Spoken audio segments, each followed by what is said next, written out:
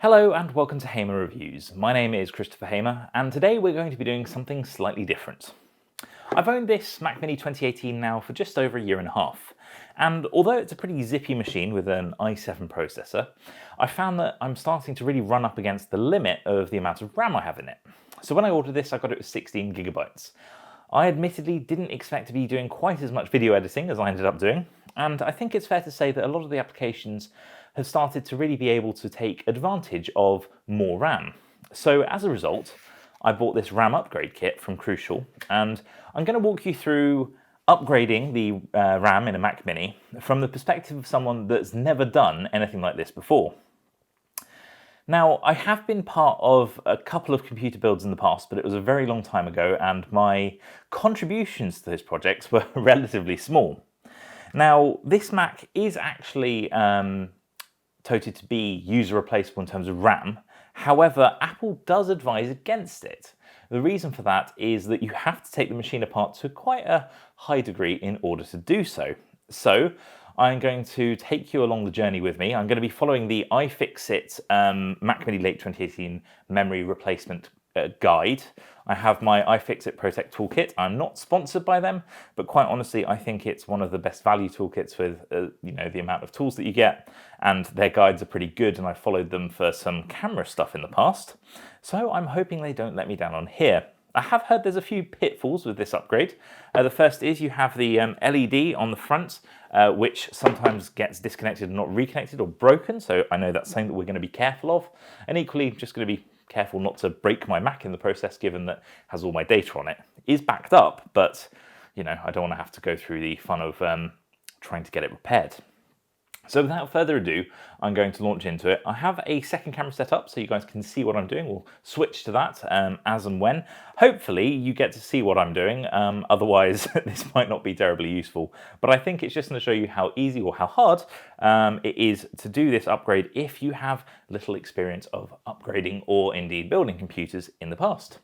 So without further ado, let's get going. So I'm just going to open up my toolkit first, so I have everything ready. I think it's fair to say this kit really does have everything you need, which is incredibly useful. So I'm just going to lay that out like that, and hopefully the other camera can see what I'm doing. So the first step is to power off and unplug your Mac before you begin, and then we're going to use the prying tool to remove the back cover. Now, interestingly, I actually have the back cover of my Mac Mini off all the time.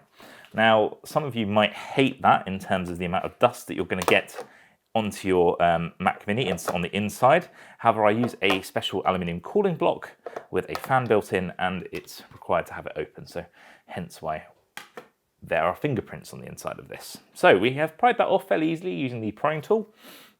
Now, the next step is we are going to remove the antenna plate, which is this metal plate here, for which we're going to need the TR6 Torx screw. So then we go to TR6, here we go. I'm not convinced that's the right one because I just forgot how this is laid out. There we go, TR6, wonderful. So we're just going to remove, I think we've got 6 screws to remove. So we'll start off with this one so you can see the most. I do like the fact that this is magnetized. I would recommend that you put the screws somewhere very easy to get to and try and group them together as you go. I'm going to use the box of the screwdriver set for the inside screws, and I'm using the case, so the plastic back that we've taken off already, for the screws on the antenna plate. So I have done this step before. I haven't done any more than this, but I have actually taken this plate off to have a look before. And I almost pulled the antenna cable off, which wasn't the smartest thing I've ever done, but hopefully we're going to avoid that. So we have our 6 screws removed. We're going to move on to step 4. Right, now we're going to gently remove this plate. I'm going to use the tool again just to get this off easier. Now, if I remember, the cable is right there on the inside. Okay, so I'm just going to hold this. I think I'm going to hold this up for now. How are we going to do this best? Ooh. Let's have a look what it says. Step 5. Use the Torx TR6 to remove the 2.8mm screw, securing the antenna cable to the Mac Mini logic board. Okay, right, so that is this screw here. Right, I see. So on the inside here, we have a little screw that's holding the antenna cable in place. Hopefully we can get to that without pulling the cable out. Yes, we can. That's great. So that's the screw removed. We're just going to pop it inside that case. And now we're going to use the tweezers to gently pry it off. Apparently it's extremely fragile, so we're going to be very, very, very careful with that. Just use the L-shaped tweezers in order to do this.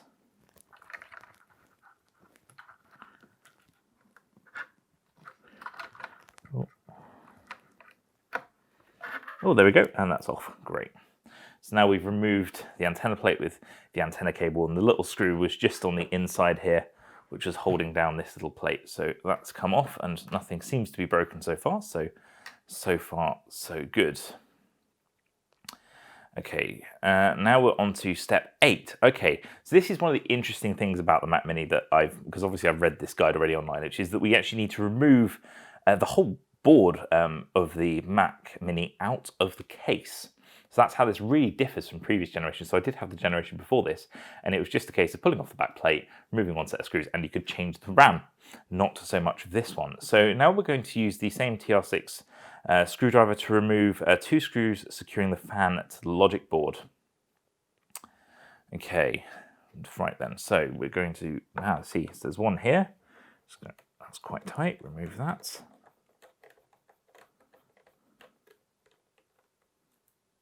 Okie dokie. Put a separate one here, and then the second one is here.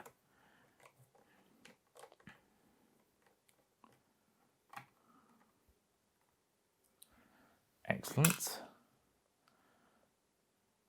So apparently we're going to be able to remove that once we've loosened the ones that are holding the fan to the rest of the case. So far, I have to say, I'm not finding this the most difficult thing I've done. In terms of actually getting to this point, I'm kind of feeling okay about it. I'm just hoping that this isn't lulling me into a false sense of security, because what I don't want to end up with is a broken Mac Mini. Right, so we're just removing the rest of the screws around the fan casing. I would recommend, if you're doing this, to follow the tutorial that iFixit's giving you, because it is actually quite good. So apparently we're just going to be able to remove this fan now. And so we are. Excellent. Okay. I see there's a ribbon cable. Apparently if we grasp the fan cable by all 6 wires and gently lift to unplug it from the logic board. Okay. Oh yeah, and that just literally pulls out. Wow. So now we have the fan out of the Mac Mini. That has gone well so far. Now we're going to grasp the power cable and fully lift to disconnect it from the logic board. Okay, so where's the power cable? Okay, that's this one here, so we should just be able to wiggle and lift this out. It doesn't really want to. Oh, there we go. Okay, that's out. Great. What do we need to do? Oh, yeah, so now this is the dreaded LED indicator light. So this is the part which we need to be really careful with. I'm just going to pry underneath. Oh no, it's not having it. Let's have a look here if we can get it from this side. Oh, there we go, and it's off. And I haven't taken the connector with it, so fingers crossed that cable is going to end up lighting up the LED in the future. Otherwise, I guess I'm going to be without an LED. So now we need the TR10 driver. So we're just going to put back the TR6, and we're going to grab the TR10. And now we're actually going to remove the 2 screws that are actually attaching the logic board to the case. Be interested to see if this really is the only 2 screws. Wow, they're certainly tight enough. That really is holding down, because that's... I did feel like I'd end up with more screws in this, so far I'm feeling quite confident here. I did have a quick flip through the guide, but it seemed like I'd be taking more out than I am, so far I'm feeling quite confident. Let's have a look now. Right, so this is the interesting step. We've now actually loosened the internal logic board from the case, and now we need to push it out of the case.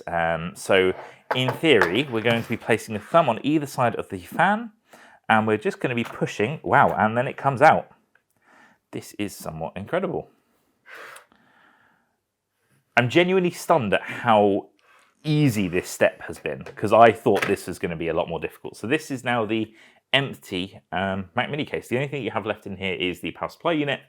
I suggest not touching that. I've had bad experiences. My one experience actually with a building a computer was a bit of electrifying because I made a few mistakes. So I definitely say you don't want to do that. Right, I guess now we have the easy part, which is we can actually take the old RAM out. So now we're on to the TR5. So if I just grab the TR5, which is here, we are going to be removing the, I guess it's the electromagnetic field protector for the RAM. I can't see any other reason why you would have this kind. So with these screws, I'm actually going to put them inside the antenna bit of metal that I have on my desk here, because I'm going to need them very soon again in order to put the new RAM in. So now we can just lift the shield apparently. I see, so it actually slides off it rather than lifting it, so you just slide it off. And then we have the RAM. So I think we can just pull the sides back. I've done this before. And we can pull out the, there we go, and pull out the first one. This is Apple RAM, so this is, does this even say the manufacturer? No, I don't think it does. But the one 8GB stick, and there's the other 8GB stick. So that's great, we've got 2 sticks out. Now, Crucial memory is the exact same spec as the original Apple memory, and it's a heck of a lot cheaper. So the RAM upgrade to 32GB was crazy. I think I did upgrade this to, I can't remember if I had to upgrade this to 16 or not, or whether it was part of the i7 processor. But either way, I'm feeling relatively all right. In terms of lining these up, it's worth noting that the hole in the center of the RAM is actually slightly to the left. So you just need to match up where the gap is to where the indentation is, and you can push it in. Once you hear it click, you know it's in, and we'll just take the second one. Excellent. Again, make sure it's lined up. We're just going to push that in, and I think that's it. So we can push this down. It's quite an interesting design, the rubber to hold this on. It feels decidedly wonky, but I guess that's how it's been designed. Ever so slightly worried I'm going to break it here. But I'm sure there's logic to how it's been done.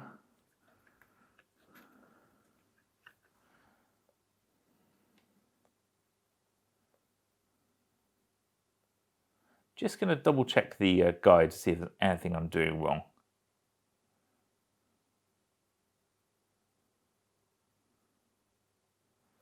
So apparently we're just going to hold them to the side, push these down.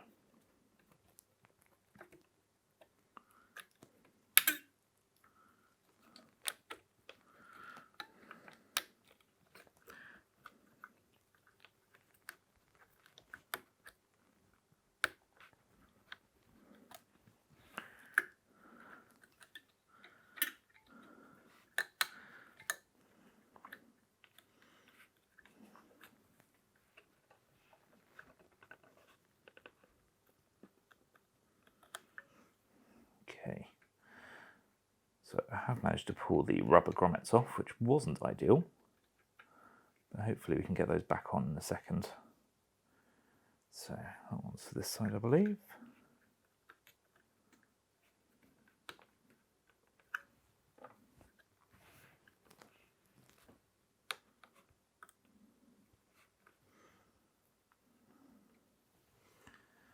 Okie dokie.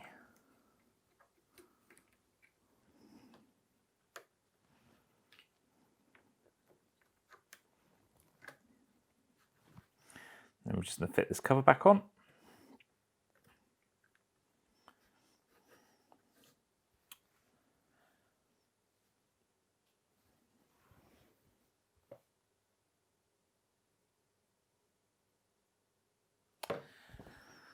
So I have just skipped part of that step slightly. So I did have a minor issue, which is I actually pulled out the clips a little bit too far. They're clearly very fragile, and I wasn't completely aware of that.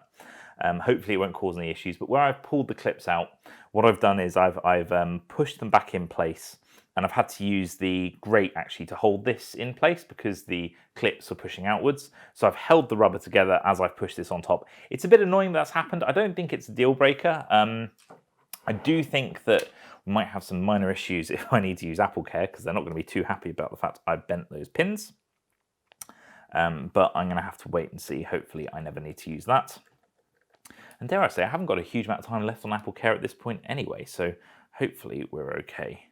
But yeah, that's a bit annoying. I guess that is one of the things when you do these upgrades yourself, you can end up making minor mistakes like that, which hopefully won't affect the performance of the device, but will affect things like warranty. So in theory, if you do this properly, I think it won't void your warranty.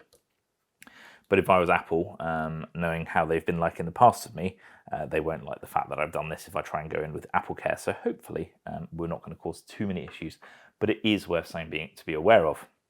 So now I've got the new RAM installed, I can actually go ahead and put the old RAM inside the Crucial box for storage, because it's always worth keeping hold of these things in case you have any issues in the future. So we're just going to put them back in the case.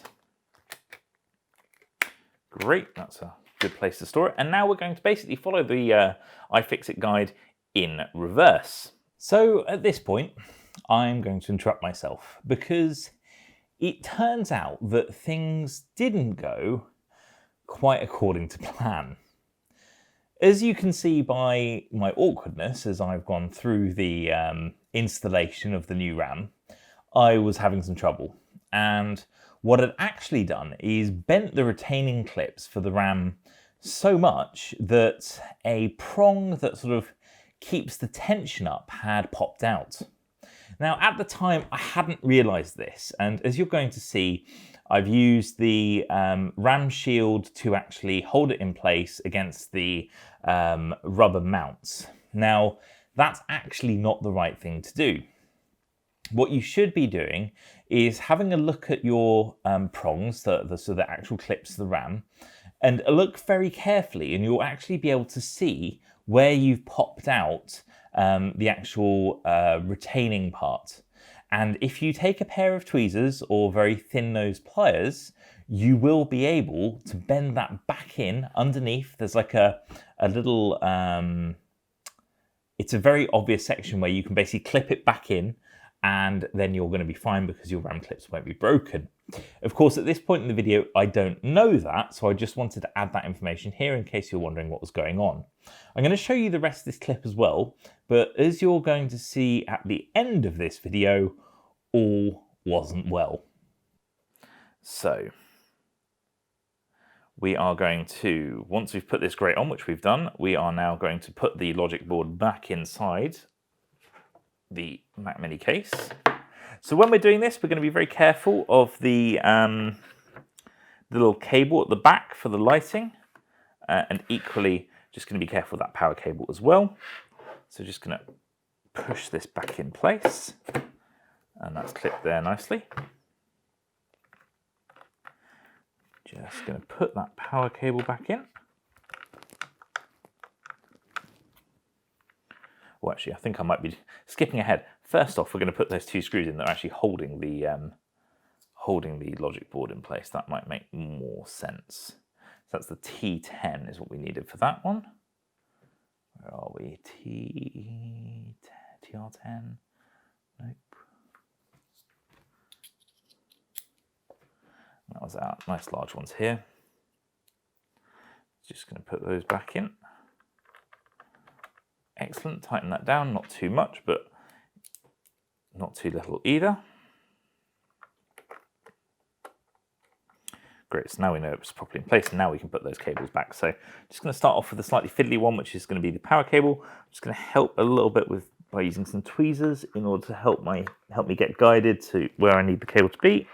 It must be said, these are quite fiddly. That is something I'm noticing, is the cable side of things is very fiddly indeed. Right, just make sure that's all the way down.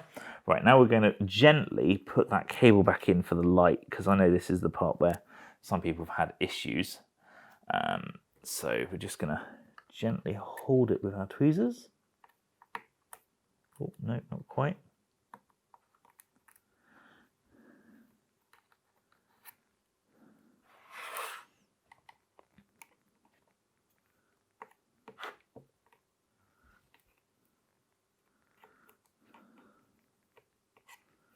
Excellent, that one's back in, so hopefully that will light back up once we're done.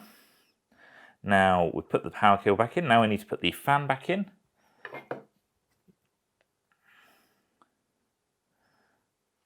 So just going to put that cable back in for the fan first. So just hold it above and click it into place. I'm just going to make sure this fan lines up nicely with the various screw holes, which it does. Excellent. So I'm just going to put these screws back in. I need to move back to the, I think it's the TR6 for this part. Where are we? TR6 is right here. It's worth always remembering to make sure you're using the right bit in order to screw some of these screws, because it can be easy to use the wrong one, which might fit and it might turn, but you'll probably end up damaging the screwdriver, which is obviously less good when it comes to using that bit in the future, because you will take the edges off the actual screw bit, which obviously is a major issue. So once you've got these in place, and there's two left,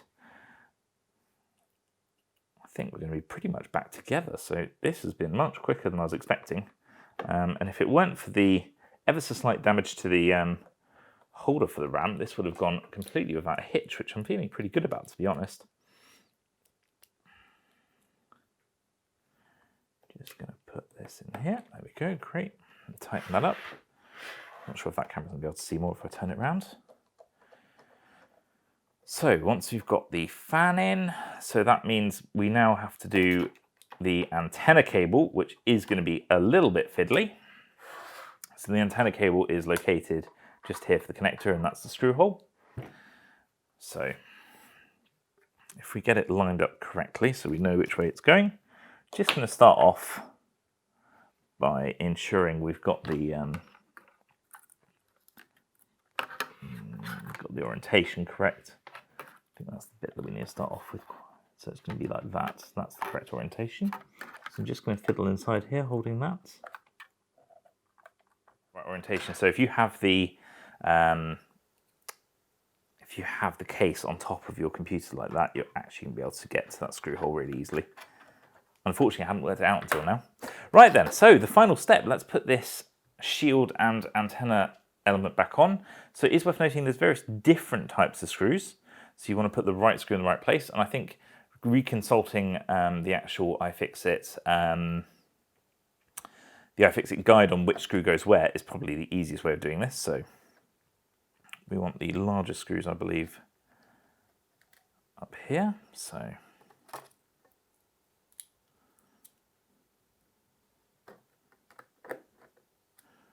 oh no, they're here, right? Okay, hang on. So that's the. Hang on. So we have a big screw here. We have a big screw at the diagonal of the airport card. Not even sure Apple's actually calling them airport cards anymore. They might well be. I do miss the Airport Extreme and Airport Express Wi-Fi routers. They were my favourite. We switched to Netgear Orbi now, but they're not quite as stable as the Apple versions were. But unfortunately, you don't get the latest generation of wireless connectivity with the older airports. So don't have much choice. I'm just going to get these last few screws in here, and the last one. Then we just need to put the case back on. And there we have it, an upgraded Mac Mini. So as I alluded to in my last clip where you saw me from the future, as it were, things didn't work out how I wanted them to.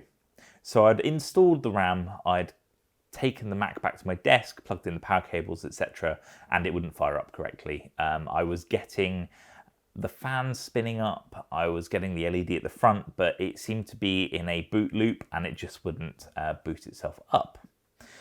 Now, I tore the Mac Mini down again, I installed the RAM again, I rejigged it. It was at that point that I realised what I'd done to the prongs, so I worked out how I could fix them. I didn't need to force the RAM shield back down, and I'd hoped that would fix the issue, but it didn't. It turns out that one of those RAM sticks was faulty, which is somewhat insane given the trouble that I'd had installing them. So I had to return those, and rather than dealing with another teardown in the future if I wanted to upgrade to 64 gigabytes, I went straight, installed 64 gigs, so two 32 gig sticks of OWC rather than Crucial RAM. The only reason being that I could get the OWC RAM sooner. I decided not to record that because I'd kind of gone through everything, and as much as I look like a bit of an idiot during parts of this, where you see my various mistakes, hopefully that might give you some things to avoid and some tips on what not to do. Hopefully you find it, I'm not sure, entertaining, interesting, maybe just plain boring to be honest. But I thought I would share the whole video nonetheless, just as that extra information that I'd gained throughout. And I'm glad to say that you can fix it if you do bend those prongs out too much. I actually bent 2 of them out, so it's very easy to do. Lifting the rubber surrounds off the actual RAM slots already makes it a lot easier to see how far you're bending it and not break it, but equally it's something just to bear in mind. So, I hope you found this video interesting, potentially useful. It's certainly a guide on what not to do as much as what to do. But thank you very much for watching if you're still with me. If you have any questions or comments, pop them in the comment section. No doubt some of you will have some things to say about my skills here. Equally, if you enjoyed the video, give it a thumbs up. If you didn't, give it a thumbs down. And I hope to see you again next time. If you haven't already as well, please do subscribe. It really does help the channel. Thank you very much for watching. Goodbye.